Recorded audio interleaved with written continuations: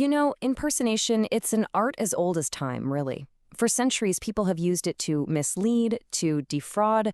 We're about to take a look at some of history's absolute greatest con artists. But before we jump in, I've got to tell you something. This entire explainer? Yeah, it was generated by AI. And I'm telling you this for a really important reason. It's a live demonstration, right now, of just how easily modern tech can whip up a totally convincing story and a believable voice to tell it. Now, look, this isn't just some cool party trick. It's a real-time example of the world we're living in. If an AI can put together an explainer that sounds this human, just imagine what a criminal could do with your name, or your voice, or even your relationships. And that is exactly why getting a handle on the past, present, and future of impersonation has never been more important. All right, let's get into it. To really understand the threat we're facing now, we've got to go back and look at the old school masters. Their scams pull back the curtain on these deep psychological triggers that, believe it or not, still work like a charm in our digital age. So let's take two legends of the game. On one side, you've got Frank Abagnale Jr. Yeah, the guy from Catch Me If You Can. All he needed was a sharp Pan Am pilot's uniform and a boatload of confidence to fool everyone. On the other side, there's Anthony Gignac. This guy pretended to be a Saudi prince for decades, using flashy cars and expensive watches to sell the fantasy. What's the common thread? They both knew we're just wired to trust the symbols of authority and wealth we see with our own two eyes. But it gets so much deeper. See, the best scammers, they don't just fool our brains. They hijack our hearts. The con queen of Hollywood targeted the dreams and ambitions of people trying to make it. Frédéric Bourdin did something truly chilling. He impersonated missing kids, playing on a family's desperate hope. And of course, you've got the Tinder Swindler, Simon Leviev, who weaponized romance itself. They all understood the one crucial rule: emotion will beat logic every single time. For the longest time, pulling off these cons took an incredible amount of work. You needed costumes, fake papers, a whole live performance. But then, the internet happened. And it didn't really invent any new scams. What it did was give all those old tricks a terrifying new scale and a blinding speed. Just think about it for a second. That hi mum text you get, the one that says their phone is broken, that's just Frédéric Bourdin's playbook, preying on family connection. That urgent fake invoice from your boss, pure con queen using authority. And that perfect person you match with online who seems too good to be true. Hello, Tinder Swindler. The psychology hasn't changed one bit. It's just being delivered straight to the palm of your hand. And right when we felt like we were starting to get wise to all the digital tricks, along comes AI. And it basically handed scammers the kind of tools that guys like Frank Abagnale could only have dreamed of.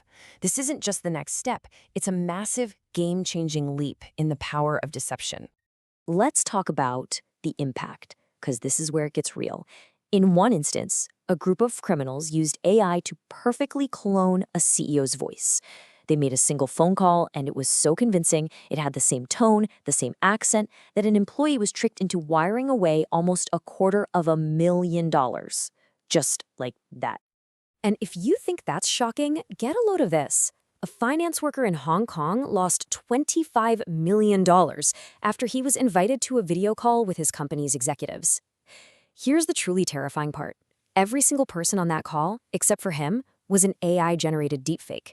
Their faces, their voices, their little mannerisms, all of it was fake, and all of it was totally believable. And this isn't some rare, isolated problem. When you add it all up, the Global Anti-Scam Alliance found that scammers stole over $1.03 trillion in just 1 year. This is hitting everybody, everywhere. We're talking about an impersonation epidemic on a truly global scale. So let's just quickly define the tech that's making all this possible. A deepfake, it's basically AI-generated media, like a video or a picture, where one person's face is swapped out for someone else's.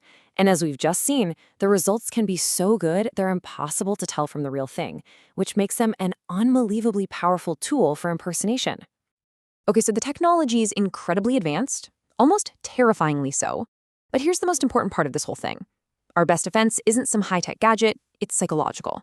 It doesn't mean you have to be an expert, it just means you have to make one simple change to your habits. And this right here is the absolute core of the strategy. Scammers don't want you to think. They want you to feel. They want you to feel panic or fear or excitement. And then they want you to act right now. They win by creating a sense of urgency. So your most powerful weapon is to just take that urgency away.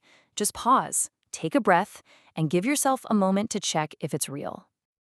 And now, new tools are starting to pop up to help you with that verification step. For instance, there are apps being built that use AI to fight AI.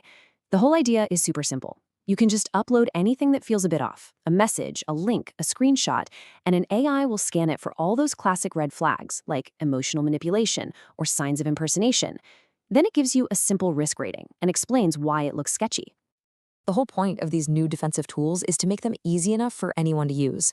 They're designed to be really fast, really straightforward, just to give you that quick second opinion before you click a link or send a reply that you might end up regretting. Which brings us right back to where we started. Remember that reveal? That AI wrote this entire thing? Well, if it can do this, if it can create a logical, persuasive story from scratch, just think how easily it can cook up a fake text from your bank, or an urgent email from your boss, or a desperate message from your kid. The technology itself isn't the real danger. The danger is how we react to it, instantly, emotionally. And that's why the smartest defense we have is and always will be to just pause and check.